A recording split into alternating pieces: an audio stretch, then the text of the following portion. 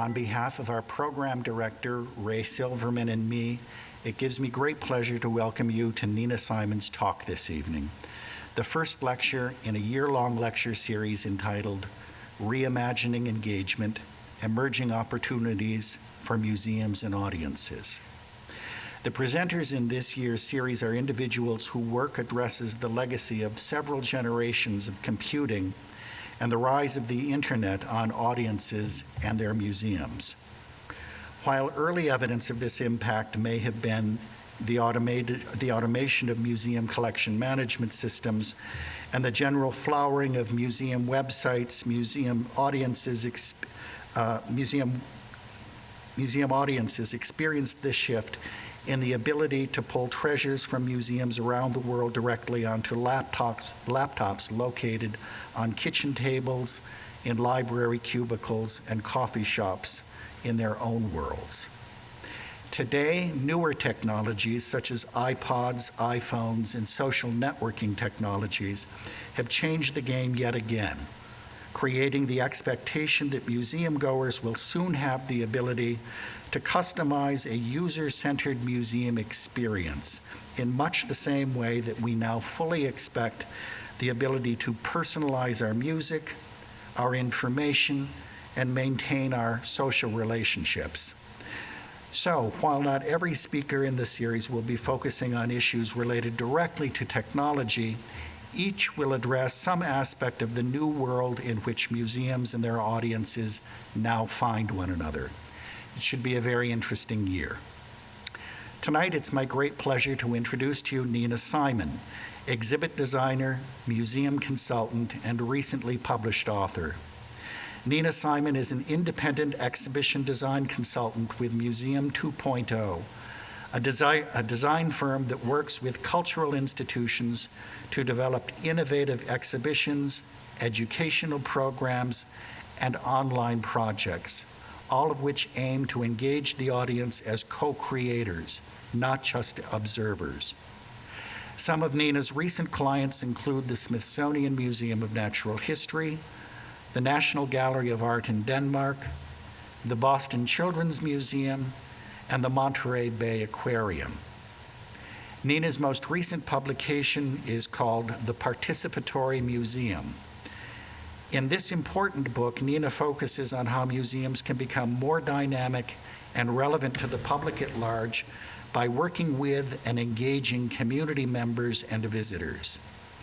Many of you will also know Nina as author of the very popular Museums 2.0 blog, a participatory blog that explores the way that Web 2.0 philosophies can be applied in museum design. Recently, the Smithsonian Magazine has called Nina Simon a visionary. I'm not sure what's left for Nina to do when she turns 30. The record of accomplishments she has already accrued in her 20s will certainly be hard to top. Nina Simon's appearance at the University of Michigan has been arranged by the Museum Studies Program and is co-sponsored by the University of Michigan Museum of Art. Thank you all for joining us tonight, and now please join me in welcoming Nina Simon to the University of Michigan. Thanks, Matt. Great. I'm going to start with a highly unprofessional thing and change a slide. What I'm going to do is I'm just going to talk for about 20 or 30 minutes and then open it up to discussion. I feel like I should have a big tattoo right here that says, "Ask me anything." I'm really open to anything you want to talk about and have lots of examples and stories I'm happy to share with you. So rather than spend my time guessing what those things might be, I'm going to talk for just a little while and then we'll see where we want to go. I want to start by being really upfront. I have been working in museums since I was in college. I'm obsessed with them, but I'm mostly obsessed with them because I'm very frustrated by them. And I think that there is huge potential for museums, for libraries, for cultural institutions, for art centers that's unfulfilled. When I think about what excites me about a museum or a science center or a library, a lot of those things are reflected in the mission statements of those institutions, but the experience that people have coming in the door isn't necessarily connected to that. And so I feel very strongly that museums need to change, not to become something different from what they say they want to be, but to find better strategies to live up to the things we say we want to do, particularly as they relate to civic engagement, social involvement, and dynamic experiences around culture. And for me, the core change that I want to talk about has to do with this, that traditionally museums are visitor agnostic places. They don't care if you're a 10-year-old or you have a PhD, they're giving the same experience to every person who comes through the door. And I think that when we think about how museums need to change or what they can be, to me the core idea is to look at how can we become more visitor-centered. Frankly, this is something libraries do much better than museums, looking at every individual that comes in the door and saying, what is the thing that you need, or what is the thing you're looking to do here today, and really customizing that experience. But it's not just about personalizing or customizing, it's also about thinking about what are the needs that are out there that people might not be able to articulate coming in, but that we can fulfill in really exciting ways. When I think about this switch from being focused on content to being focused on visitors, it comes with a couple of other switches as well. Traditionally, I think of museums as destinations. Museums are typically places where people historically go 3 times in their life. You go as a student, you go as a parent, and you go as a grandparent. I'm much more interested in museums as places for everyday use. I have a librarian friend who once said to me, you know, people use the library, but they visit museums. And it drives me nuts to see people choosing to frequent a coffee shop every day or go to a bar every week, but that we never think, oh, I want to visit that art, or a very, very small percentage of us think that. The second thing that I think needs to shift is the focus on a core value of museums as trusted sources of authoritative content. I think that that continues to be something that museums can do, will do very well, but I don't think it's a value proposition from a business perspective that we can hang our hats on anymore. I don't know anybody who's sitting around on a Sunday evening and says, gosh, who painted that, you know, portrait of the woman with the babies? And then the other person says to him, oh, I know, let's wait until Tuesday when the museum's open and we'll go and we'll find out. No, of course, we now trade off the opportunity to have the trusted authoritative source with the source that's immediate and potentially unvetted. And we've all learned to be more sophisticated about how we manage information. And so while I think that still maintaining being a trusted source is important, I'm more interested in the value proposition of museums as hosts for social experiences. I think there's a real stress in museums about why people are going to come to the place. Some people argue that it's about seeing the real thing. Some people argue that it's about being in the company of objects. And I think that it continues to be true that people are looking for physical places that can put them in an environment to have a particular kind of social experience. When visitors are surveyed about why they go to museums, it doesn't really matter the type of museum. Always in the top 3 is to have a good social experience, whether that's with my family, where I'm sharing a learning experience with my kids, whether it's when people come from out of town, whether it's on a date. Frankly, I have a personal dream that museums will be seen as the hot pickup spot for people who are into culture and art and science. I don't see a reason why we shouldn't be looking at museums as a host for a particular kind of a social experience, which is very different than the kind of social experience you can get in a bar or you can get in a coffee shop. Finally, museums have historically really been places that are about a consumer experience. And I believe strongly that they should continue to be so, but that we need to also look at how we can add in the idea of museums as a place for making and sharing. That it's not just a place for you to consume what's there, but for you to be part of it as well. I think science centers have historically, and children's museums have done this really well. You know, when you walk in a science center, you immediately get this message very strong. You can be a scientist, try science, be part of this thing. But I almost never go into a history or an art museum where I get that same feeling of, you can be an artist or engage in historical research. I worked for a long time at the International Spy Museum in Washington, D.C., and people always used to say to me, oh, it's easy for you to get people to play in and participate here because espionage is so sexy.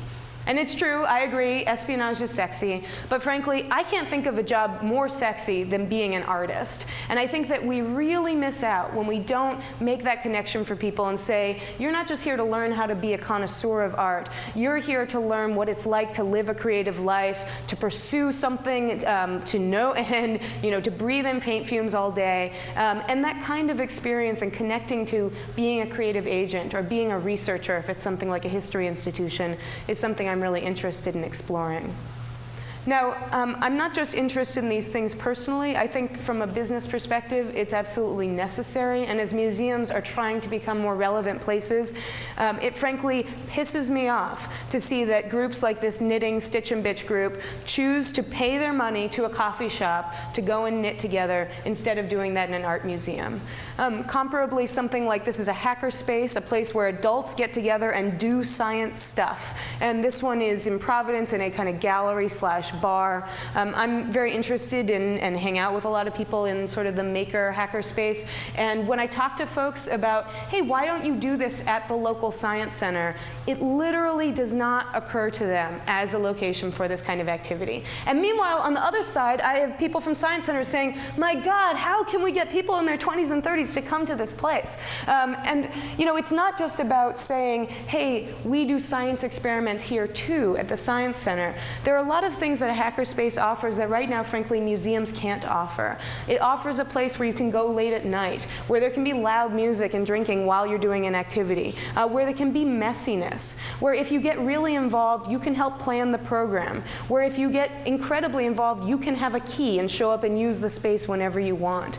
This sense of being part of a place, of being a co-owner, is something that I think we really need to start to embrace if we want to connect with people who are really committed to the kind of content we present. And for me, from sort of a theoretical perspective, this comes down to a juxtaposition of two different models of being. In a traditional museum, the goal is really to provide consistent content. And the measure of a great museum is one that performs high quality information, but really in a consistent way. So again, it doesn't matter if you're 10 or if you have a PhD, you're getting the same labels. When I worked at the Spy Museum, it is a fabulous example of this kind of museum in that we were providing great consumer experiences for every person, and as soon as you walked away from an interactive, it immediately reset for the next person. 1 million people could come through in a year, and you would not know that there was, besides the cleaning that was going on in the middle of the night, you would not know about anything about the people who had touched it before you, the people who had come through before you. We were all providing and having great consumer experiences. And so what I'm more interested in now is this kind of place, a participatory institution that is able to incorporate the experience and expertise that every visitor brings in the door, as well as their particular interests, and to say, hey, you're really interested in ancient Chinese pottery, this is the space for you. Or, hey, your grandmother worked in that mill, we want that story, and we have a way that it works into our workflow to integrate it into our exhibit. It's a lot messier to work on that right side diagram than it is to be on the left. But I think that the opportunities that come with it in terms of being able to create relevant, exciting, dynamic experiences for people are really worth it. This is not just about providing new value for people by creating something that's more personally relevant or something that's active and really changing and sexy. It's also just about providing better learning experiences in the ways that museums have always tried to do.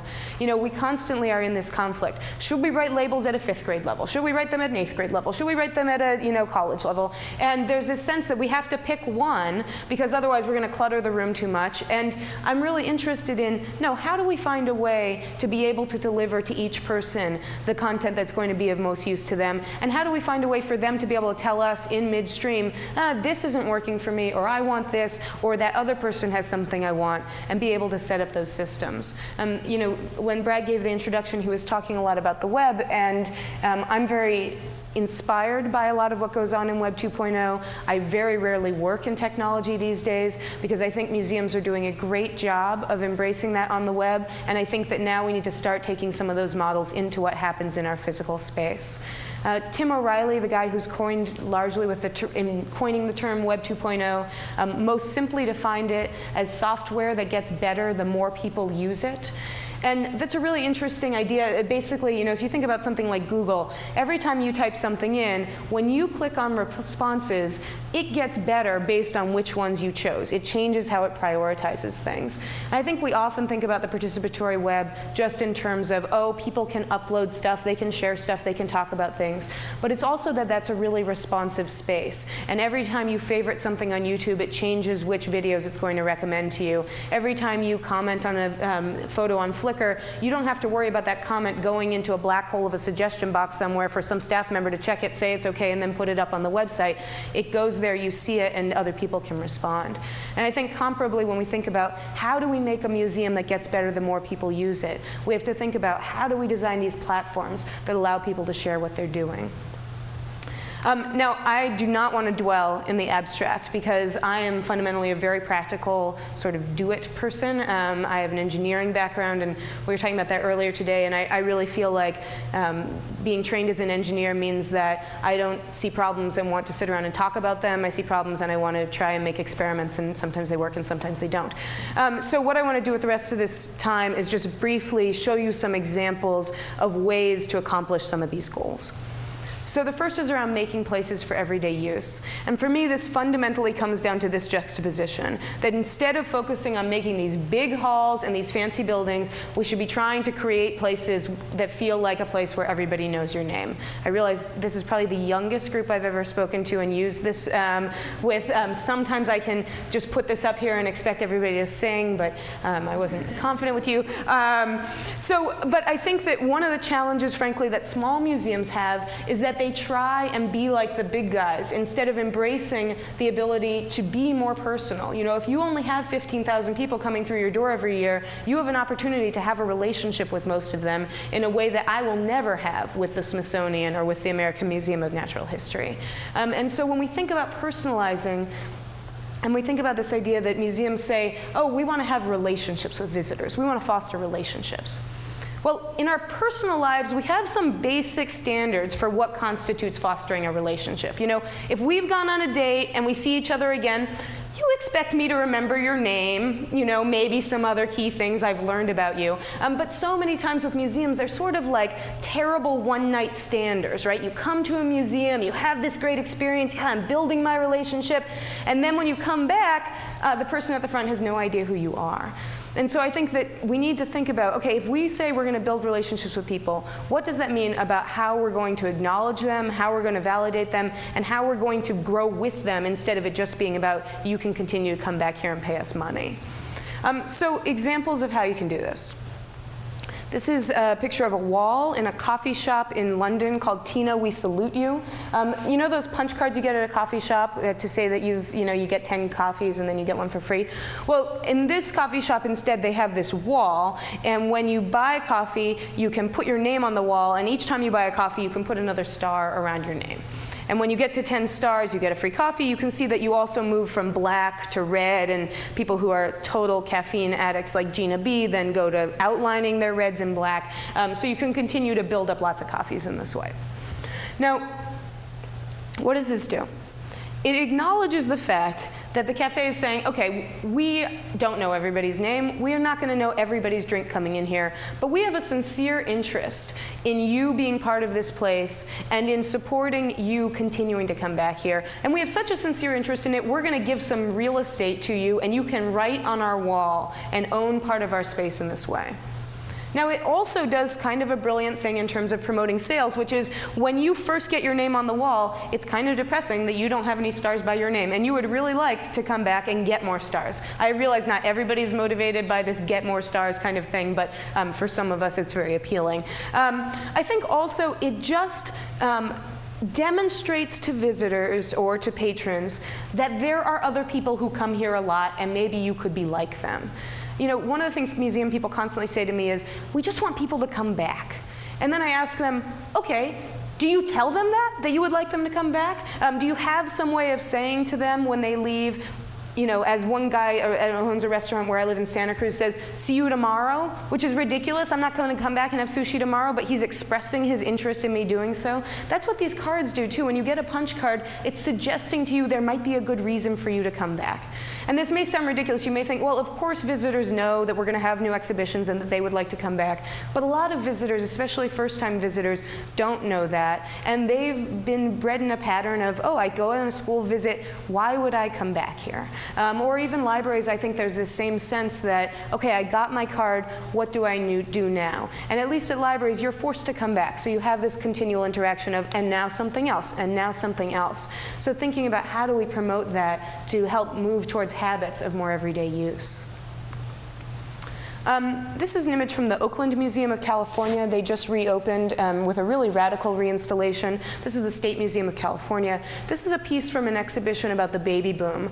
And they decided that instead of getting stock photos or putting up stats on the wall, they would do what is in fact a huge wall, and they would invite people from their community to bring in their own baby pictures from the 1950s. So this is a very simple exhibit. It's just a whole bunch of pictures on the wall. There are lots of ways they could have done this with historical record, but instead they said, hey, we want to make this a community thing. And as it turns out, unsurprisingly, people come in, they point out people they know, they say, oh, this is my mom, or whatever it is. And there's just this little sense that, hey, I'm part of this museum. This is my favorite story on this topic, and then we'll leave it. This is a picture from a museum called the Worcester City Gallery and Museum. Please come in and sit down. It is a very small museum, and it's in a town, a very small town in England. And last summer, they wanted to do an exhibition that would get people coming to the museum multiple times and talking about art. So they did something that to anybody from an art museum in this audience will not sound like it would accomplish this goal. They did an exhibition called Top 40 Worcester's Favorite Pictures from the Collection. They took 40 paintings out of their permanent collection, and they hung them on the wall.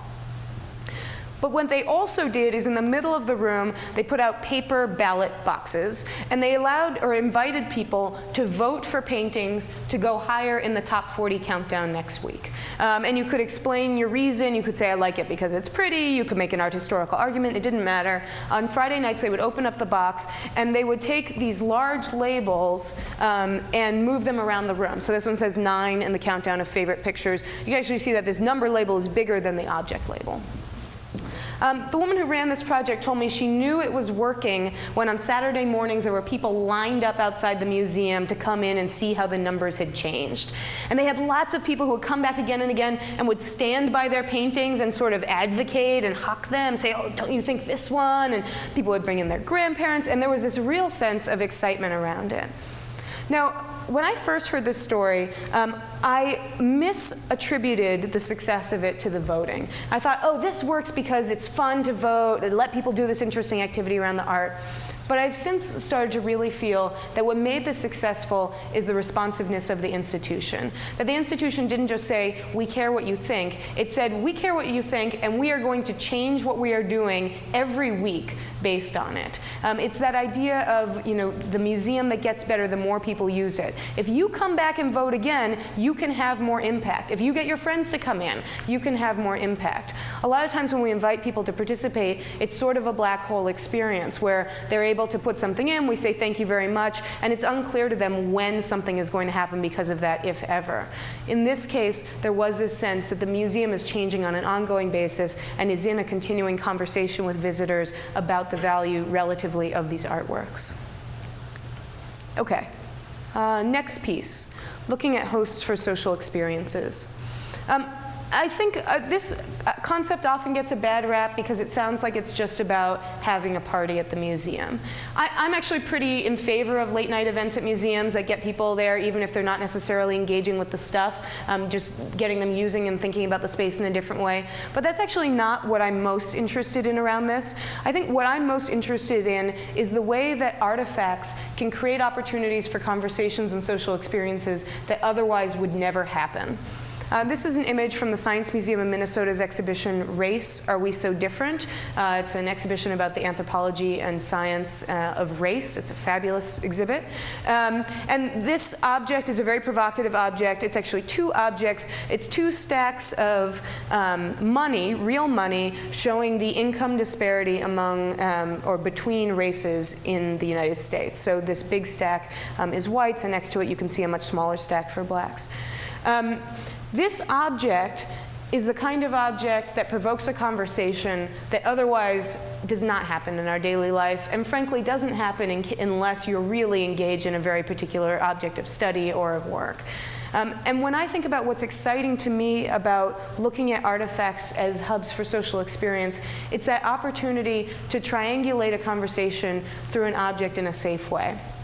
As an example, I have a tattoo, and when I got this tattoo, I had no idea that I was entering a secret society of people with tattoos and people who like to talk about tattoos. People come up to me all the time to ask me about the tattoo. They touch my arm.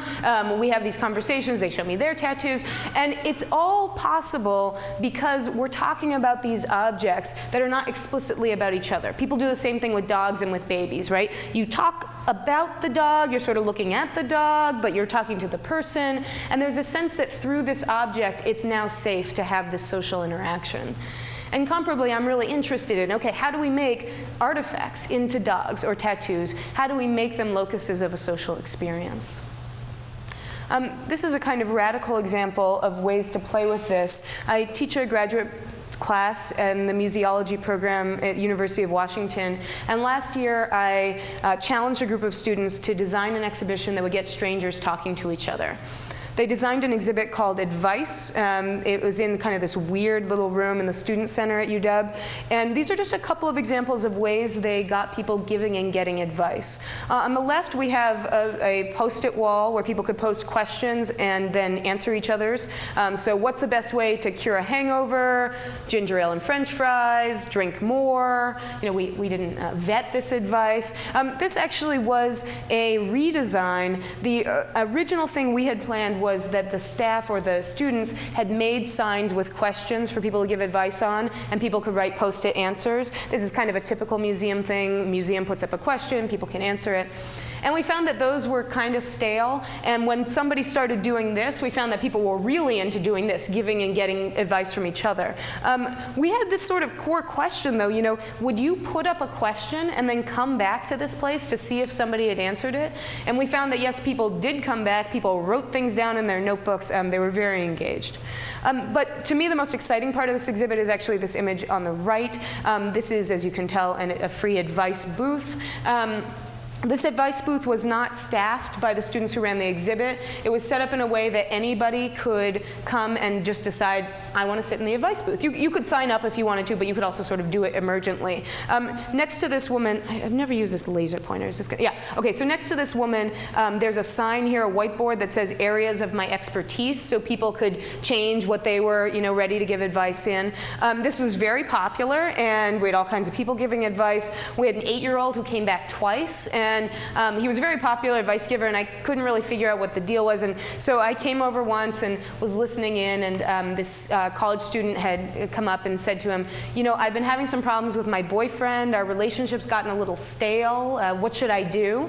And he looked at her and he said, you should do something you've never done before, like stay up all night and eat candy. And you know, that was pretty good advice. But what I'm really interested in about this project, and this is sort of the engineer side of me, is the design or the necessity of the $50 we spent on plywood to build this booth, to making this work.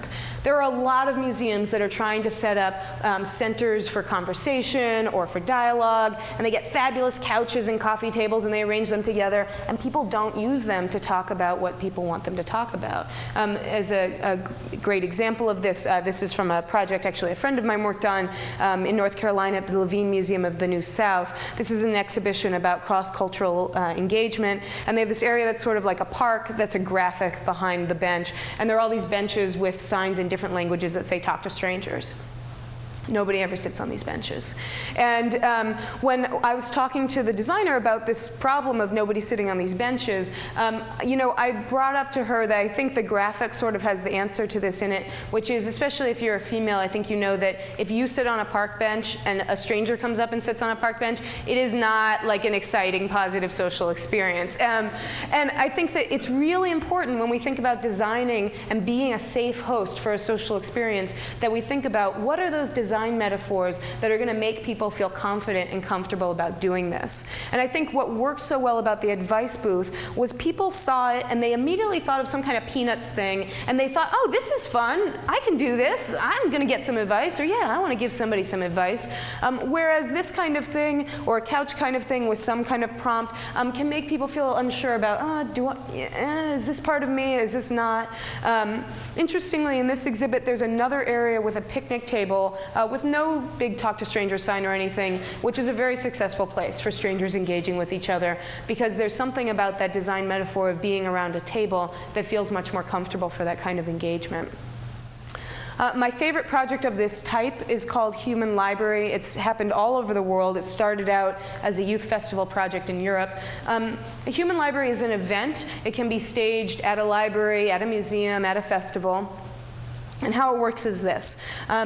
They have books, but the books are not books. They're people who represent certain stereotypes. And so if you as a visitor come up and you want to be a reader, a librarian will be there and they'll say hi, and they'll say, here's our catalog. And you flip through the catalog and they'll have things in it like transsexual, Iraqi veteran, traffic cop. And you can say, oh, I'd like to check out the paraplegic. And they say, great, and a person rolls out and then spends 30 minutes talking with you.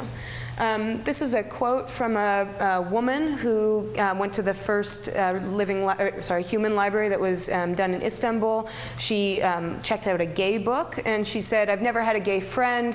It was unbelievably exciting to find myself facing him with his body, opinions, and identity.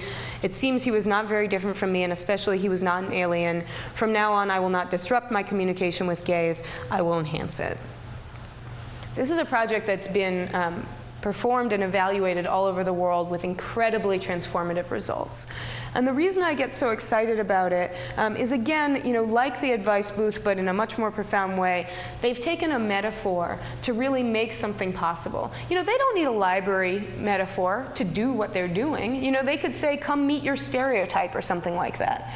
But there's something about using that ritual and that convention, writing out, making a library card, looking through the catalog, interacting with a facilitator, that sets up this expectation for people of a safe place to encounter and learn from difficult and challenging new ideas.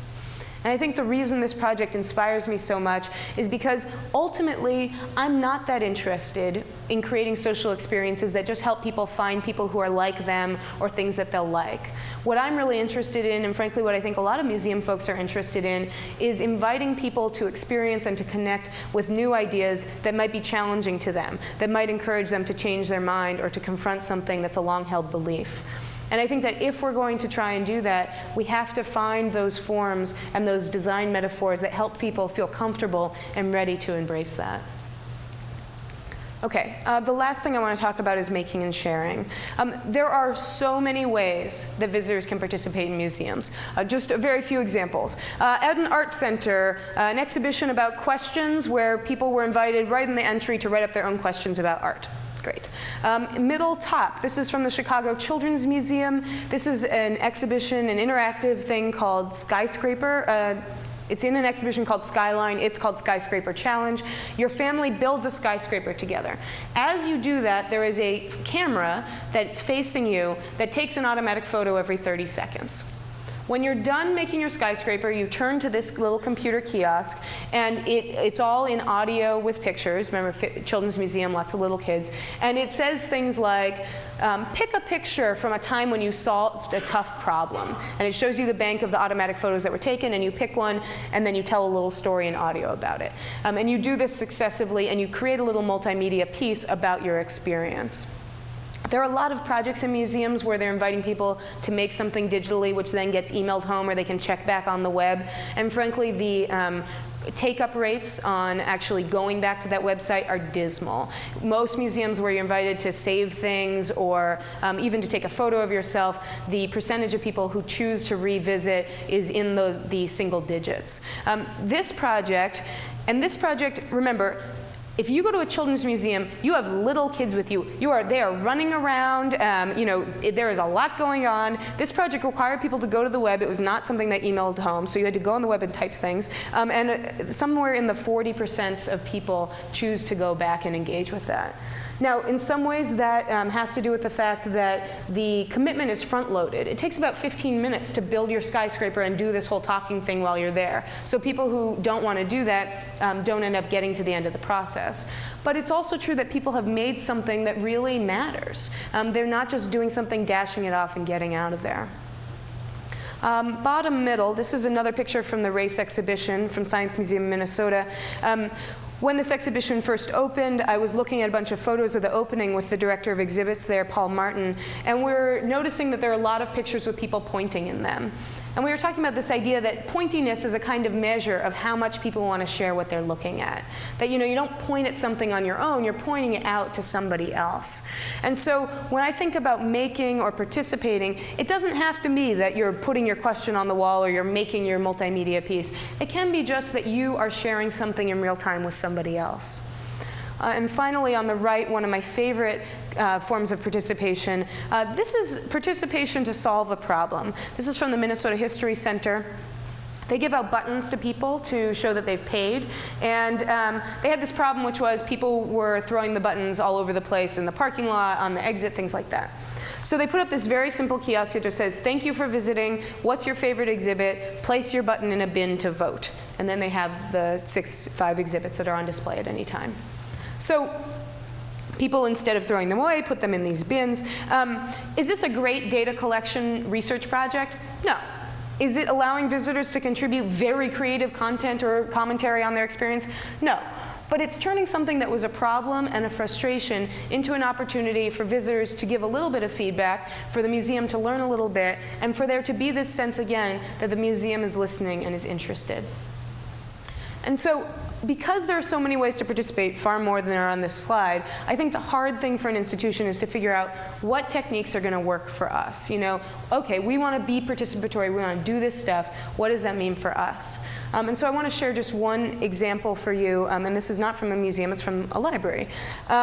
This is the mission of the New York Public Library. I actually think that if you're interested in mission statements, you should go on their website and look at theirs because it's really well done. It's not just this sentence. Under this sentence, they break out each one of these little things that they do, and they say, and here's how we do this. And I think that's really important to have an actionable, evaluatable mission statement if you want to do interesting things. So okay, their 3 things they want to do are inspire lifelong learning, advance knowledge, and strengthen our communities. Okay, so here's a story I want to tell you. This is Jessica. Jessica was a desk librarian, actually, when I first started hearing about this story. She's now in the rare books department at New York Public Library. And Jessica was a desk librarian who had regular desk librarian functions. She also taught a class in what's called bibliographic instruction, which sounded like Greek to me, but she explained, no, it's just how to use the library. So, every other Sunday, she would have anywhere from 3 to 8 people show up to learn about how to use the catalogs, what was in the different rooms, how to get different things from the facility, that kind of thing. So, she's doing her job, and along comes this guy, Josh, who came to work at the library, and Josh was hired as this director of digital strategy and scholarship. And he looked at the mission and he sort of said, okay, what can we do online to really invite people to engage with us, and what can we do to really enhance our mission to inspire lifelong learning, advance knowledge, and strengthen communities? And the way he started was by looking around and realizing, gosh, we have all these people here who work at the library who are really smart and are really passionate about specific things. And we're going to start with what he called unleashing the experts. We're going to do a bunch of experiments where we invite people within the library who are jazzed about something to create a project around it. So Jessica was one of the people who got excited about this opportunity. Jessica has a personal interest in crafting, and she, as a librarian, spends a lot of her personal time looking in the collection at cool stuff, historical stuff, instructional stuff around crafting. So she started a blog called Handmade, and basically she finds things from the collection and that she's interested in and shares them with other people. So for example, here's a post about a 1941 wardrobe survey of what women were buying in terms of clothes, and she was just sharing, here's this collection thing, and here's some of the comments people are sharing about this, talking about why they sew, talking about the money and the math of this post. It's cut off, but the person at the bottom is somebody who actually went to college in 1941, so you have this additional personal perspective on this. So you're encouraging people to think about the library as a place for lifelong learning. They're advancing knowledge with each other, and there's this little community growing. Then Jessica thought, okay, I want to do more, and she partnered with an outside video blogger to create this series called Design by the Book. This is a fabulous video series where they invited local New York artists to come to the library, engage with the collection, and make artworks based on their experience at the library. I really recommend checking it out. Here are some of the comments on YouTube from this series. People talking about how they're excited about what this program can do to bring people back to the library. I'm inspired. The second person saying, a great library, or any library, is a natural place to refresh and feed the creative force. I like this third one the most. This person is nervous because there's only going to be one more episode, and saying you have to do a full show. And this person also says, we need films like these to give us the chance to see other creative souls in action. Reading interviews gets boring. So for at least this person, this kind of mechanism of the distribution of the content was something that was going to be really more appealing than other kinds. And again, you're getting the sense that the library is not just saying it's inspiring lifelong learning, they're really trying to do something to pull that out. Now the last thing Jessica did, and I mean she's still doing this stuff, this is not like a story in a box, is she went back to those classes she was teaching in bibliographic instruction. And she thought, gosh, is there a way that I could be doing these and bringing in the same kind of excitement that I'm getting out of these other things I'm doing? And so she started this monthly program called Crafternoons. Crafternoons is a program in bibliographic instruction and crafts. So you come to the library, there's an artist there, you make something, and you make something with with collections materials from the library. So for example, this was a time when they did punch card embroidery. So you put holes in cardstock and then you like sew between the holes. And so in this case, these people, or this person, has made this elephant punch card based on, I think, this 1930s sort of children's art book. And so what Jessica has found is, first of all, instead of 3 to 8 people, she's getting 50 to 100 people coming to the library. She's getting people who are coming in and saying, wow, can I do research on 1920s cloche hats here? Or can you help me find materials related to this thing that I'm really interested in? She's also had a huge diversification of audience. She's had a person come in who said, I never knew I could come into this building before. And this is the New York Central Library with the lions. When we talk often about how do we bring in underrepresented audiences, how do we connect with people who don't understand what we're about, and this kind of project is really building that bridge in an exciting way. And when I heard this whole story from Jessica, the thing that kind of shocked me the most was that she does this with no money from the library, but she does get some of her time is covered for doing this. But everything is volunteer. The video partnership with the outside person was volunteer. The craft materials come in from people who are coming to the program, or ones that come in as donations. And I asked her, why does your boss let you take time off from being a desk librarian, which is a very hour-specific, location-bound job, to do this? And she was talking about rare books, and she said, rare books are not just rare for their content, they're rare in how they're made. And so my boss really understands this connection between handicraft and the books we have in the rare book library. But I think Jessica's really not giving enough credit to herself and her boss, because I think what they really understand is the connection between all these projects and the mission of the library. People ask me a lot, how can you start doing a risky project? And I think that this is the core answer, is you look at your mission statement and you try and figure out what is a way that we could really accomplish this goal, or we could really try and accomplish this goal. And get away from what are the things we've always done, and get towards what is a way that I'm excited about that we could really make this happen. And when you can use that sentence, when you can say to somebody, if we do X, it will help us be able to deliver on Y part of our mission, that is a sentence you can take all the way to the top of your institution with power. And I think at any level of a museum or a library or an art center, being able to connect not just to, oh, visitors will think this is cool, or we've got to do this because everybody's doing this, but being able to say, hey, this will make us better at what we say we're about. Again, when I think about how I want museums to change, that's what I want them to do. So I'll stop there. Thanks.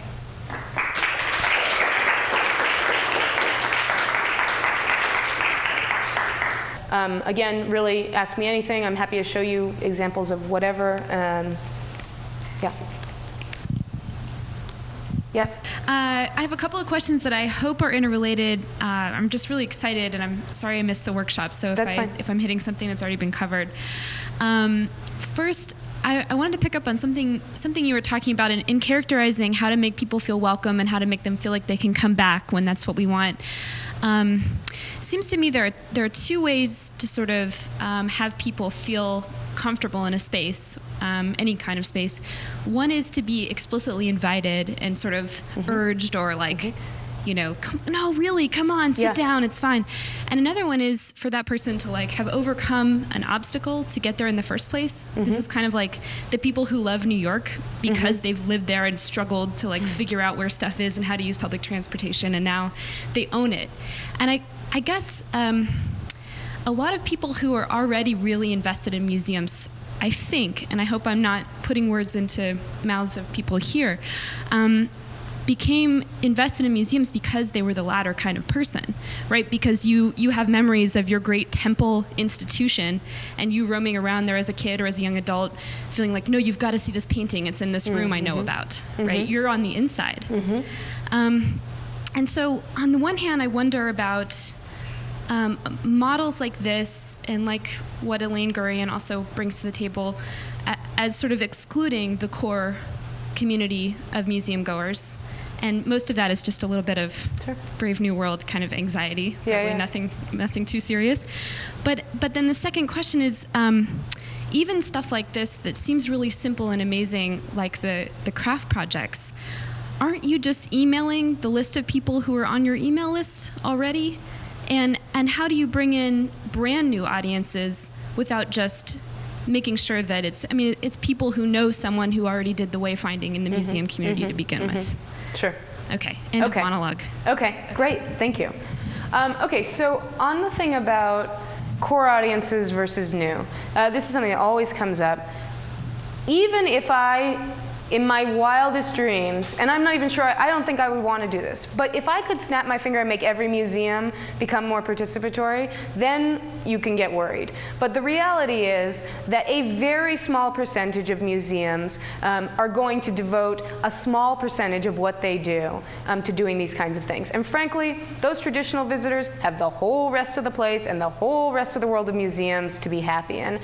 You know, it's sort of like, so I play beach volleyball, and I play in these tournaments called No Attitudes Allowed tournaments. And the guy who runs the tournament always in the beginning says, if you want to hit it over on two, or you want to yell at the other team, go to the CBVA, they've got tournaments for you. You know, there are other options for people who want a different kind of experience. I think also that traditional museum visitors have a lot more resources at their disposal to find those other options. And so, you know, if you're a big museum that a lot of public are coming in, you have an opportunity to connect with people in a way that a very small museum might only be known to aficionados and connoisseurs. So don't get too worried yet for those people. And I think also any museum has lots of different kinds of experiences for different people already, and this is just sort of adding more tools to the toolbox in that way.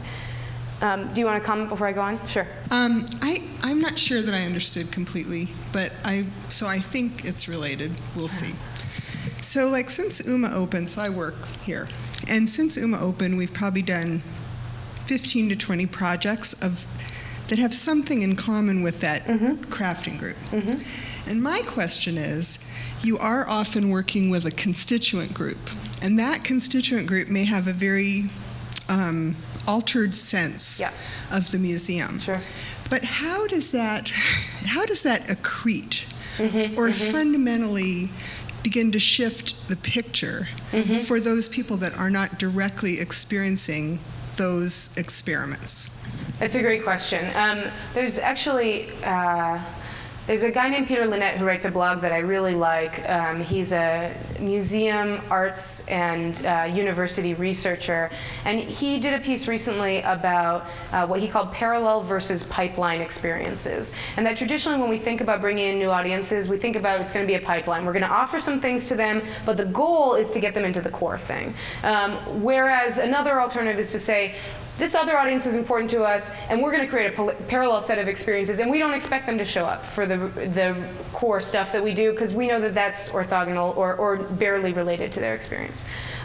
So I think that most places have to make a decision at some point, and it's really uncomfortable for museums to make audience prioritization decisions, because it means you're saying no to somebody, and museums are supposed to be for everybody. But I think that at some point you have to decide, hey, this audience is so important that we're going to do X for them as part of our core. So for example, at the Oakland Museum, they piloted and now have formalized what they call loud hours, which are hours when the gallery is explicitly, they say, we want you to be loud, to talk, to laugh, to whatever in the galleries. And that came from a real goal around reaching teen audiences. And because of their pilots, they felt like even though this frustrates some of our core audience, we're not going to treat it like a parallel experience anymore. We're integrating it into our core of what we do every day, and it's happening during hours that are more likely to be hours those people will show up.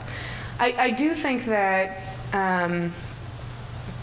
every museum, every institution has the experience of, oh, we brought in this artist, or we brought in this exhibition, and that brought a particular group of people in with it. When Science Museum Minnesota hosted RACE, they had a huge increase in African American visitorship, which did not sustain when their next big temporary exhibition came in. But they did start to look at, okay, what are things that those visitors, who we are excited about, expect in a place that they perceive to be welcoming, that they perceive to be a good experience, and how are we matching or not matching for them? And so I think that there are museums that make some real choices in that regard. One of those, the San Jose Children's Discovery Museum, they have done a lot of outreach with both Mexican and now Vietnamese families. And they had huge success integrating and bringing in Mexican families by doing some programming that was specific to cultural celebrations, by doing new language support, and by just marketing in those neighborhoods. When they took that same technique and tried to apply it with Vietnamese families, they totally failed.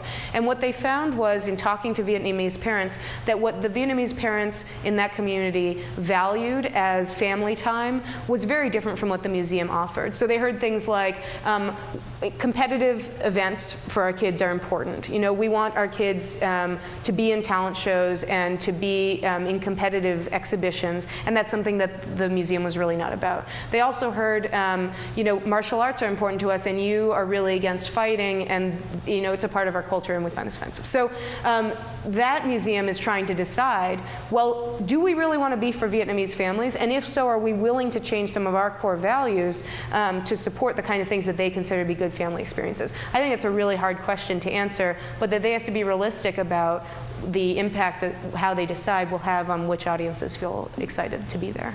I noticed that most of your examples were from situations in which the differences among audience members and potential audience members are more along what I would call neutral lines, so differences in interests and exposure and things like that. I was wondering if you had any specific examples or methodologies of museums or approaches that deal particularly well with more difficult knowledge, so knowledge coming out of painful, divisive histories, things that that present to very different constituencies, perhaps contested versions of the past, things that are very unevenly painful for people based on their own experiences. Sure. Well, and actually, in history institutions, thank you for that question. History institutions, in some ways, I've seen embrace participation more readily than other kinds of museums because there is a sort of an anthropological shift towards valuing multiple perspectives in a history museum. So there now, I think, is really strongly the sense that there is no single story of the Enola Gay. There is no one label about it. We need to find a way to invite people's different voices and perspectives on this in. I think that museums get most concerned around issues of authenticity and of people attributing to the museum emotional contributions that are made by visitors. Frankly, I don't think that's really realistic. I think that people are savvy enough to know the difference between a professional label on a wall and a visitor comment. But I think that the challenge of what you're describing is the difference in power and comfort of different people who might want to participate or be involved with something like that. And I'm working on a project right now to build an exhibition based on Half the Sky, which is this Nicholas Kristof and Cheryl Wu book about gross human rights violations against women in developing countries. And so we are presenting stories of sexual violence, of huge amounts of maternal illness and death, and really rough stuff. And when we talk about participation around it, we focus more on how do we create an emotional safe space for people, and less on how do we let people share everything they want to share. I think that, frankly, it takes a lot of trust for somebody to feel comfortable sharing something that's emotional or really tough for them with an anonymous audience. And I think that what can be more important is to say, how do we set up a space that supports, for those who want it, a place to sort of be in an emotional safe space, to maybe talk with some other people, maybe to involve themselves in a collaborative art-making piece. I do a lot of those kinds of projects where maybe you don't want to talk or write about it, but maybe you want to be part of making some big weaving, so you want to feel like you can do something. One thing also that often comes up in museums when they're presenting rough content is visitors say, if there's a political opportunity, they say, I want to do something, what can I do? I do some work with the Monterey Bay Aquarium. They have a mission that is very activist, and that partly came out of conversations with visitors where visitors were saying, I don't just want to look at the pretty fish, I want to save them too. What can I do? Don't tell me I can look it up later because you're an impartial institution. What can I do right now? And they've done more and more projects in civic engagement where, whether it's letter writing campaigns or whether it's, actions that you can take, and those have been very successful. And so I've seen a lot of museums move into civic action from that. I haven't seen a lot of museums find ways to invite spontaneous emotional sharing. I think that is fraught in a lot of ways. Let me tell you a short anecdote about that. I was at the Ontario Science Centre working with their floor staff and security guards, and we were talking about what their social goals for the museum are, and we challenged them all then to go out and try and make one of those goals happen. So, for example, one group said, the Ontario Science Centre should feel like a family, and so we talked about, okay, what are things that you do with people who are members of your family? Well, one of the things is that you touch each other. And so they said, okay, we're going to go out in the museum, and we're going to try and high five and handshake and hug visit. We're going to try and get them to do that with us. That one went great. Here's the one that didn't go great, was the people who decided this is a place to explore challenging topics. And they went up to a group of teenagers, this was 2 staff members, and they said, what do you fear most? And this one girl said, suicide.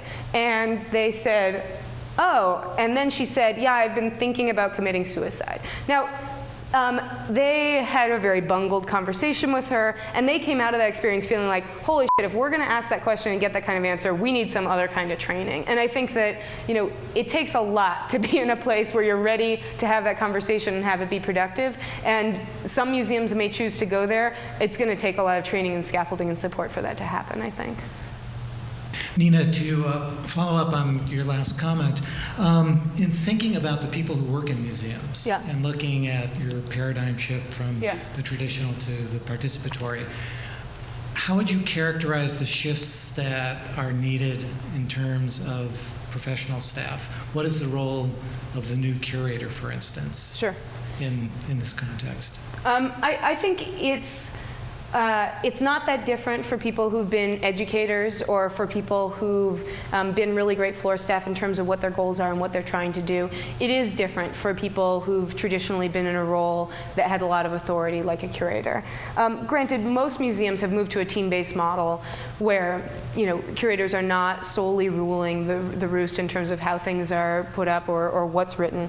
But I do think that they're the people who are most threatened or feel most threatened from an authority perspective.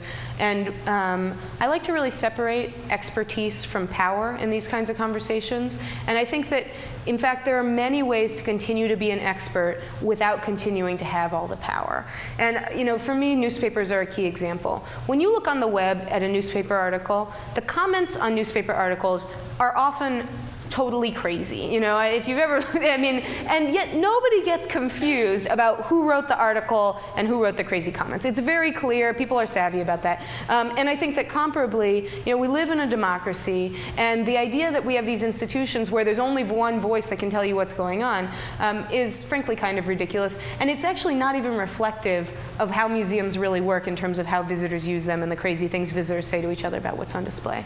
But when it comes to training, I think frankly a lot of people I meet, whether they're already in an education or visitor service capacity or whether they're young and getting into the field, are very excited about this stuff. I think it does start from having a people-centered focus instead of an object-centered focus. That said, there are a lot of collections people who are using participatory techniques in really creative ways, to source information about objects that they don't know a lot about, to invite people to create artworks or do research based on objects that are in the collection. So I think the core values that somebody has to have to be successful in this way are generosity, a sense that visitors are there to do good and not evil, and a sense that there's a real potential to make the museum better with them rather than just for them. And I think for me, this is like my constant design question on any project.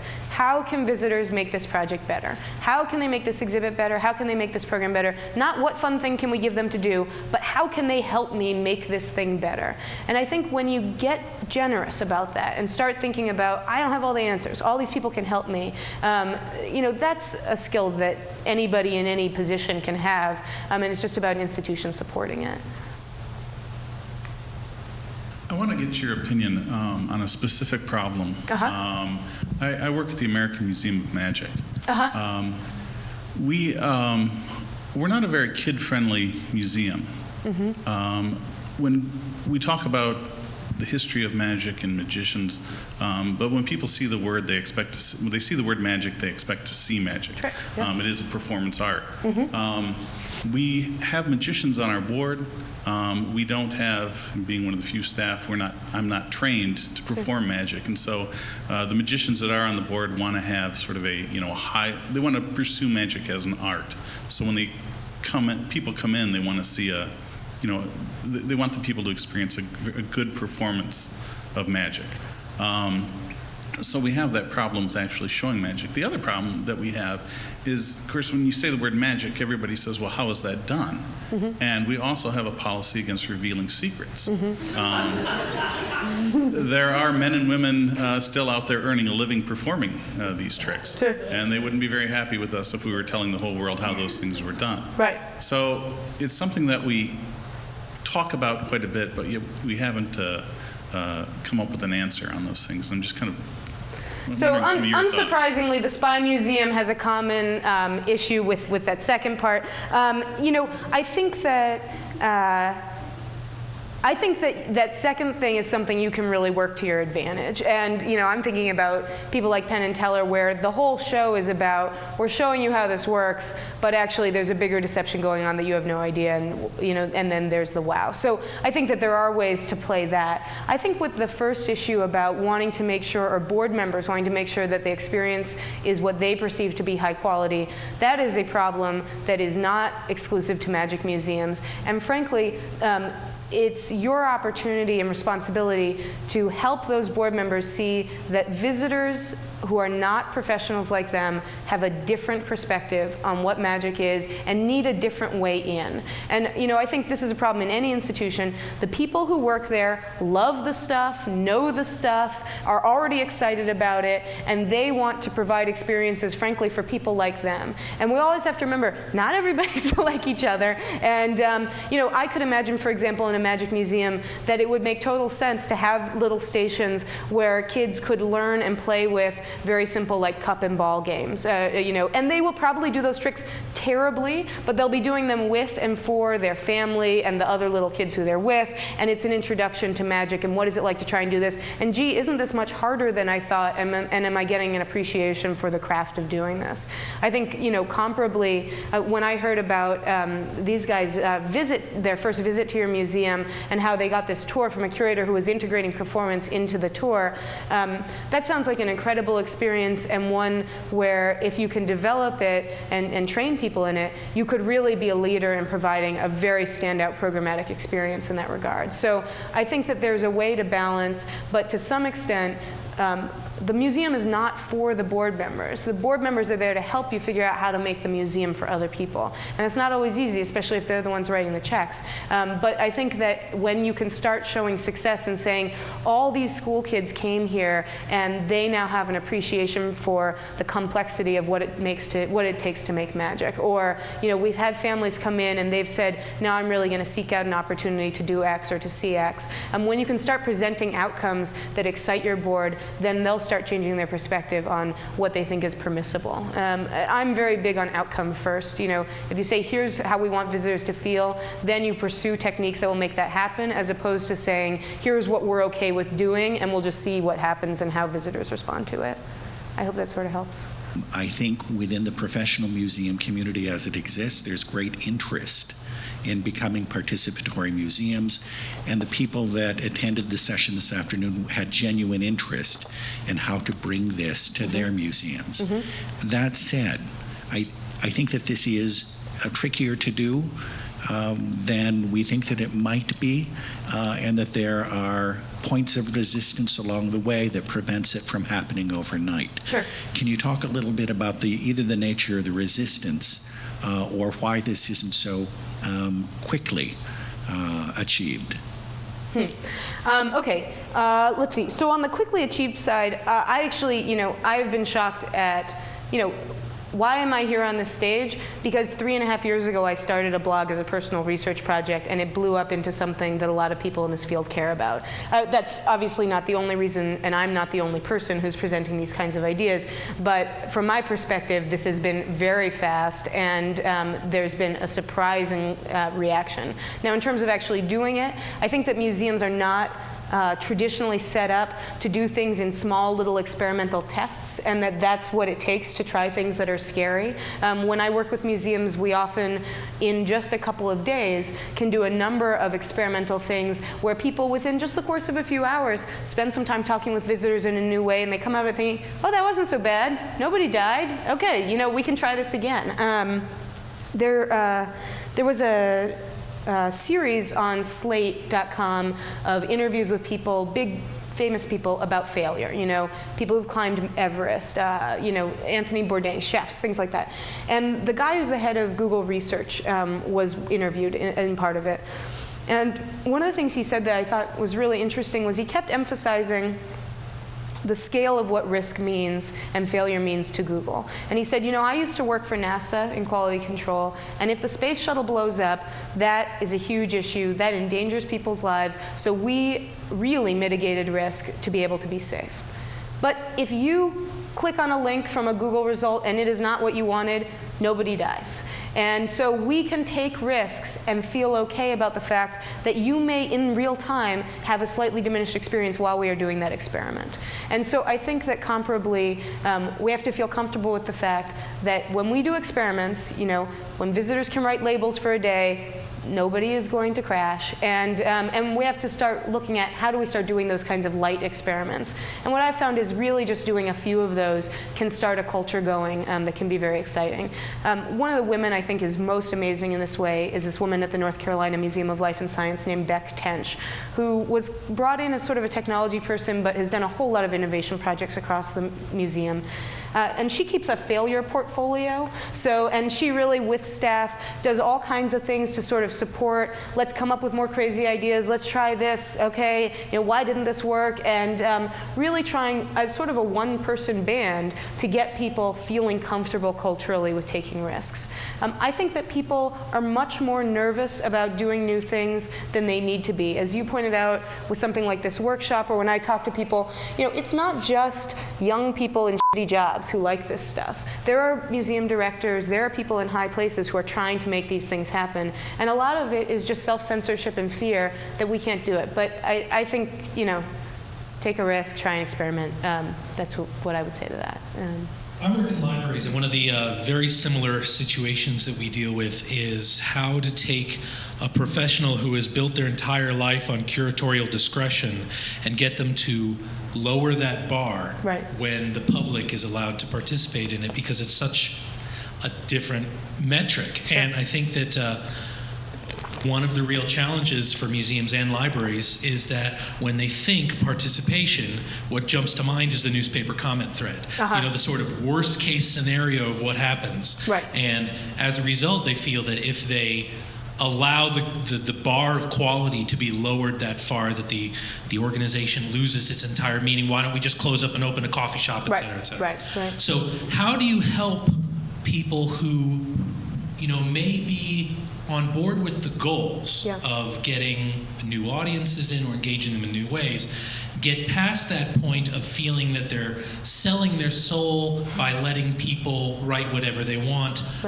or that they're risking the financial wherewithal of the entire organization because someone might write something really nasty and then someone influential might see it?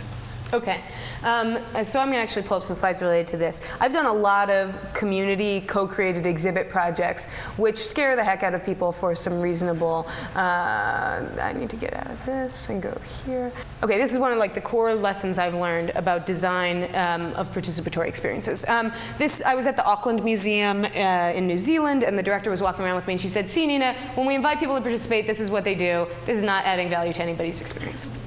And she's right. But also, when I look at this book, this, as far as I can guess, is a wedding, I came to your wedding book. Date, name, and address, comments. It makes no sense as an exhibit response thing. Comparably, on the web, we have these design environments for comments that are, very unscaffolded, undesigned. Okay, so in contrast, this is the best comment station I've ever seen in a museum. It was for the State Museum in Lowell it's a national park in Lowell, in Massachusetts. They had an exhibition of Jack Kerouac's manuscript of On the Road. So they designed this thing, right? It has a typewriter, which was actually donated by the Kerouac family. It has a chair, a desk. It sort of creates this whole environment. And then they have this quote from Kerouac, "Never say a commonplace thing." And the comments people made on this thing are totally incredible. This first one, "Dear Jack, thanks for being there that rainy night in Greenwich Village at my basement apartment on Charles Street next to the fire station with Howard Hart and Bill Godden and Stella in her fur coat to keep out the November cold, and bringing the bottle of scotch, which I shouldn't have been drinking, but I did anyway, even though I was 9 months pregnant and about to deliver on the day of another John's assassination in Texas and the terrible days that followed for the whole country, and for me, for leaving one I loved the most but was too scared to bring home just yet. Corinne." I mean, this is an incredible comment. It adds to my experience as a visitor to this exhibit. And it works because the museum took the time to think about how do we design an environment that's in keeping with the emotional interaction people have with this object? How do we value their participation in a way that they're actually going to make something good? So I think there are a lot of ways with design to cultivate that. From that advice exhibit, we had this thing called the bathroom wall in it. And even without even being able to read, you can see the difference in what people did in these different spaces. We had 0 off-topic comments on the Post-it board. And I think the bathroom wall had a big thing to do with that. When you only provide one way for people to comment or participate, they're going to use it to do whatever they want to say. You know, your bathroom sucks, your food sucks, whatever it is. And then people feel like, oh, this is off topic, this is not related. When you give people lots of ways, they shape up. Okay, but now back to your other, I think I have this in here somewhere. Back to your other statement. I think that, do I have those guys? Maybe not. I don't need them. Here's the analogy I use when I'm talking to people who are freaked out about this, in the way you describe. I compare it, you're working with amateurs. They are non-professionals. They do not have your expertise. It is your job as the professional to help them and to be the expert consultant, facilitator, whatever you want to call it. And the metaphor I always use is cooking with children. You know, it is never faster, it is never easier to cook with children than without them, but there are reasons that we cook with children, right? You do it for a learning experience, you do it for a social experience, they feel the value of being co-owner of what's made, and in the end you still get the cake. And I think that often people, when participation is sold as visitors will do work for us, there's this sense that, well, it causes us more work to help them do the work. Yeah, that's how cooking with children works too, and there are reasons we do it. And so I think that for those people, and that goes back to the job question, it is a job shift to say, you're not going to be the exhibit designer anymore, you're going to help people who are non-professionals design an exhibit. But, you know, when I got over that and said, it doesn't need to be my idea, you know, there's always this thing I think that people say sort of disparagingly, which is, oh, everybody's got a great idea for an exhibit. And the implication is, but we're not, you know, that's immaterial to what we do here. And my way of taking that is, everybody has a great idea for the exhibit, so let me focus on the thing that I'm a professional at, which is turning those great ideas into good exhibits, instead of saying, I get to have the idea and I get to make the exhibit. So that is a job shift, and I'm not sure, there are going to be some people who you can't sell on no longer getting to get the great idea, but I think that when they start thinking about, oh, you know, these poor visitors, they are like children, they need me, you know. They are going to learn how venerable my job is. I once met a curator who's the most enthusiastic about this I've ever met, and her reason for her enthusiasm was she said, my collection is undervalued at this institution, and if I can find people out on the web or out in my community who are excited about it, it will raise my profile and make my work within this institution matter more. And that was a really interesting and smart way to say, how can visitors make this project better? How can they make my job better? So I think we have one last question in the back. Oh, maybe and then one over here. Okay, go ahead. First, I came late, so I'm sorry if I'm wasting your time with this question. That's okay. But I'm a trained librarian and archivist, and I'm in the Museum Studies program here. I like the fact that you ended your talk by giving an example of, you know, taken from a library context. I'm really passionate and interested about the convergence of libraries, archives, and museums. Last year, I was in a project where we surveyed various archival repositories across the United States and measuring the economic impact of archives in states and, you know, municipalities and local government units so that they could have data to show that they contribute to the economy. And one of the fascinating things that we discovered in that study is that people from out of state or out of town, when they visit an archival institution, they also visit museums, libraries, cemeteries, and other quote-unquote heritage attractions, which, you know, in my head is that there's definitely this kind of clustering and correlation between these institutions, and I wonder how, you know, we could learn from each other, because I know that we tend to have this attitude that we are serving different constituencies, and how we serve them are also like different in many ways. So I wonder how you could do that, you know, casting a wider net among heritage institutions within, you know, different communities. Yeah, and you know, my attitude about this is steal from everywhere. You know, it's not just libraries, archives, museums. It's theme parks, it's coffee shops, it's bars, it's whatever. I think that, you know, what I get excited about and what I encourage more people to participate in is the conversation that's happening online around these kinds of things. Because frankly, you know, I know Eli that way, and it is immaterial to me that he's a librarian and I'm not, for my interest in the fact that he does cool shit, and, you know, that's what I'm looking for. And so I think that there is an opportunity that maybe doesn't come up at things like conferences where people are self-aggregated with people who are like them, that can really happen in those spaces. You know, when I started the Museum 2.0 blog in 2006, a year or two later, I said, oh, it was right place, right time. You know, this was just an early stage in the museum blogosphere. Librarians are way ahead of us, but museums have not moved that far since 2006 in that regard, and there's a lot of space online for people to be sharing links to interesting things from other places, to be looking broadly at what's going on, and frankly, you can have a big impact quickly in this space because there are people who are searching for that information and it's not readily available in a consistent, high-quality way. So if any of you are interested in this stuff, I really encourage you, start producing, start sharing, and people will listen and get involved. I think we have one last question / thought over here.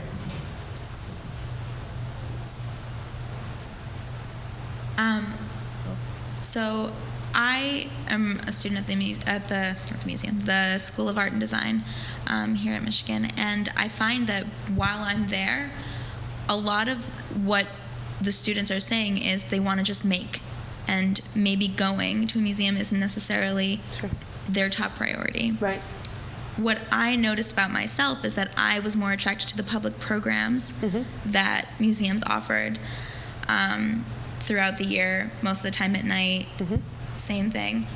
What I was really interested about is you're coming from a different background, from like an engineering background, and how exactly do you think that coming from a different perspective and working with these institutions and museums makes a difference? I mean, obviously it does, but like how much of it is it just trying to show them a different way, or how much of it is actually working with people who have been trained in different fields to create this common goal of a participatory museum? You know, the reason I got into museums was because I believe pretty strongly in alternatives to formal education. And so I don't tend to, what excites me about working in them is working with people from all kinds of backgrounds, and I don't think of myself in it as any kind of an outsider in that way. I think what does help me a lot, in a way I am an outsider, is something that relates to what you were saying, which is I'm not a person who grew up loving museums, and I don't walk into museums and feel like, oh, this is the best place ever. In fact, I kind of feel that way about libraries, and it's a reason I think I wouldn't be good at working in libraries. Because I feel like even as I work with tons of museums, I feel like I can be more of a visitor advocate or a kind of a reality check in terms of saying, hey, it's not just about what we love in here, it's about whether this works for people or not. And whenever you get really into something, it is much harder for you to be realistic about that kind of stuff. And so I think that outsiderness helps, and it's something I try and continue to cultivate. You know, I learn a lot from visiting museums with people who've never been to museums, and I like to do that frequently. I learn a lot from going to places that make me feel uncomfortable and seeing, you know, gosh, what makes this place welcoming to that person but not to me. I mean, I think that's important, and I feel like, I don't know, it's something I've been relearning every day since I was in 3rd grade, which is everybody thinks differently. And I feel like, at least for me, I don't know if I'm thick or something, but it's really hard for me to internalize that lesson, and I'm constantly re-remembering it. And I feel like when it comes to being generous, you know what I said before with visitors, it's about really being generous towards people who think differently from you, and being open to the fact that they could teach you something too. And you know, for me, that core attitude, I think, is a focus that's sort of driven the kind of things that I do. So thank you all for coming and missing Glee. And I do have some books in the back if you'd like to buy one, and then I don't have to take them home. And yeah, I hope this has been useful for you.